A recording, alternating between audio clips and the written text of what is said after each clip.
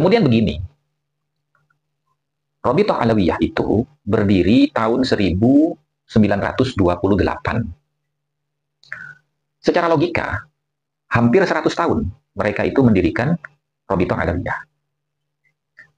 Apa mungkin secara logika mereka itu tidak punya catatan silsilah nasab yang berkesinambungan sampai kepada Ubaidillah bin Ahmad bin Isa yang mereka klaim sebagai salah satu putra dari ketiga putranya Ahmad bin Isa yang ditulis oleh Imam Fakhrur Razi dalam kitabnya Asy-Syajarah Al-Mubarakah. Nah, tentunya kalau mereka itu memang punya catatan silsilah yang tersambung sampai kepada Ahmad bin Isa Ar-Rumi, maka ketika ada tesis ilmiahnya Kiai Haji Imaduddin Usman Al-Bantani ini, mudah saja mereka itu membuat antitesis. Lalu kalau kita simak dari mulai awal terjadinya polemik nasab ini sampai masuk ke ranah diskursus publik yang disuarakan oleh para konten kreator, dari mulai itu sampai sekarang, tidak ada satupun Habib itu yang membuat antitesis yang bisa mematahkan hujah-hujah argumentasi yang dibangun oleh Kiai Imad di dalam tesisnya.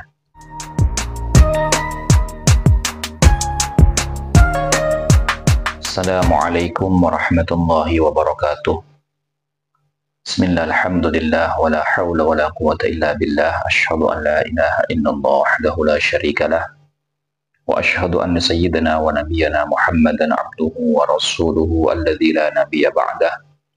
Allahumma salli ala sayyidina Muhammad wa ala ali sayyidina Muhammad, amma ba'du. Para teman-temanku sekalian, para saudara-saudariku sebangsa setanah air dimanapun kalian berada, para subscriber, para netizen yang budiman, selamat datang kembali di channel Gus Hasan Syarif Official. Pada kesempatan kali ini, saya ingin menjawab tentang beberapa pertanyaan dari teman-teman netizen dan konten kreator, di mana mereka menanyakan tentang Imam Fakhruddin Ar-Razi atau Imam Fakhrur Razi, penulis kitab Syajarah Al-Mubarakah, di mana beliau itu menyatakan bahwa putra Ahmad bin Isa Al-Abah itu yang berketurunan hanya 3, yaitu Muhammad, Ali, dan Husain. Di dalam kitabnya beliau menulis yang kemudian dikutip oleh Kiai Haji Imaduddin Usman Al-Bantani. Jadi menurut Kiai Haji Imaduddin Usman Al-Bantani, ketika Syekh Fakhrur Razi itu menjelaskan tentang putra-putra daripada Ahmad bin Isa, itu menggunakan jumlah ismiyah, yaitu wa amma Ahmad al-Abah fa'aqibuhu min thalathati banin. Maka adapun Ahmad al-Abah fa'aqibuhu, maka keturunannya Ahmad al-Abah min thalathati banin itu hanya dari 3 orang putranya, yaitu Muhammad, Ali, dan Husain. Dari mana Imam Fakhrur Razi itu menyatakan bahwasanya anak Ahmad bin Isa itu hanya 3? Kan ini pertanyaan para netizen dan juga beberapa konten kreator yang kontra dengan tesis ilmiahnya Kiai Haji Imaduddin Usman Al-Bantani. Sebenarnya pertanyaan ini sudah terlambat, karena jawabannya itu sudah tuntas di dalam buku penelitian ilmiahnya Kiai Haji Imaduddin Usman Al-Bantani yang berjudul Menakar Keabsahan Para Habaib di Indonesia. Nah, beliau menyatakan begini, Imam Fakhrur Razi, penulis kitab Syajarah Al-Mubarakah, itu tinggalnya di kota Roy. Roy itu kalau sekarang masuk wilayah Iran, di mana di sana di kota Roy itu banyak keturunan dari Sayyid Ahmad Al-Abah bin Isa Ar-Rumi dari jalur Muhammad Abu Ja'far. Maka tentunya informasi tentang beberapa anak yang dimiliki oleh Ahmad Al-Abah bin Isa Ar-Rumi ia dapatkan secara valid dari keturunan Ahmad yang tinggal di kota Roy. karena sama-sama tinggal di kota Roy, gitu kan. Artinya, ketika seorang ahli nasab itu mau memasukkan nama satu keluarga ke dalam catatan kitabnya, tentunya mereka akan melakukan wawancara dengan keluarga yang terkait. Nah, ketika keluarga yang terkait itu menyatakan bahwasanya kakek buyut saya itu punya anak 3, Muhammad, Ali, dan Husain, maka ditulislah oleh Imam Fakhrur Razi bahwasanya anaknya Ahmad itu hanya 3 orang. Sampai beliau wafat di tahun 606 Hijriah, di abad ke-7 ya, itu belum ada informasi, bahkan para ahli nasab yang mencatat nama anak Ahmad bin Isa itu lebih dari 3 yang disebutkan tadi, yaitu Muhammad, Ali, dan Husain. Nah, sehingga ini sudah terjawab. Dari mana asal-usulnya Imam Fakhrur Razi itu menyatakan anaknya Ahmad bin Isa itu 3?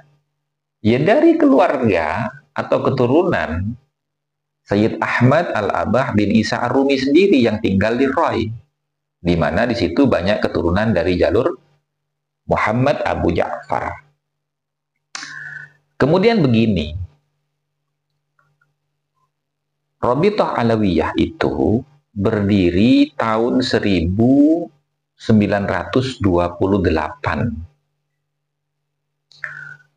Secara logika, hampir 100 tahun mereka itu mendirikan Rabithah Alawiyah.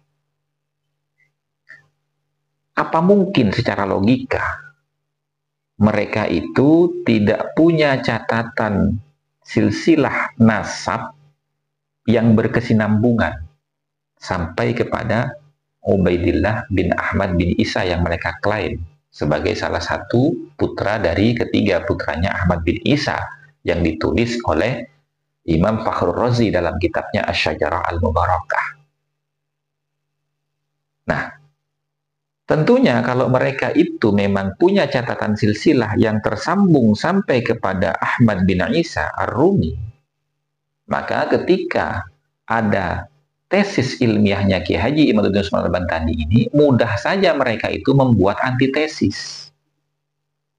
Lalu kalau kita simak dari mulai awal terjadinya polemik nasab ini sampai masuk ke ranah diskursus publik yang disuarakan oleh para konten kreator, dari mulai itu sampai sekarang, tidak ada satupun habaib itu yang membuat antitesis yang bisa mematahkan hujah-hujah argumentasi yang dibangun oleh Kiai Imad di dalam tesisnya.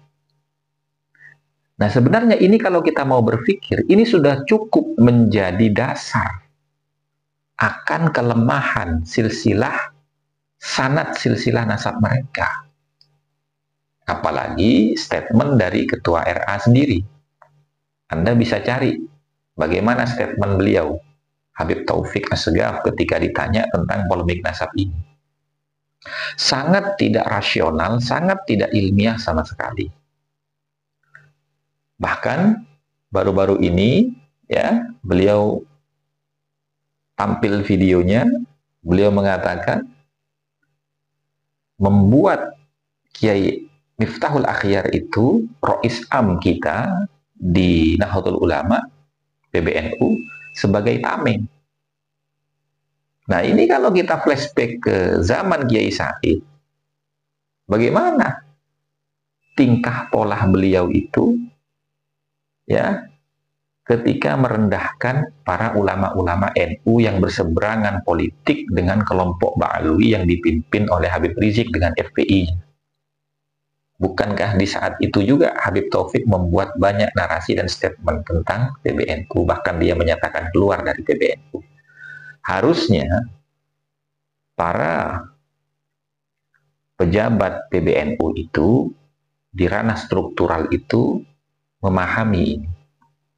Jadi jangan menganggap kita membuat fitnah atau melakukan rasisme berbalut penelitian ilmiah sebagaimana tuduhan yang sudah kita dengar bersama-sama. Nah, kira-kira demikian teman-teman.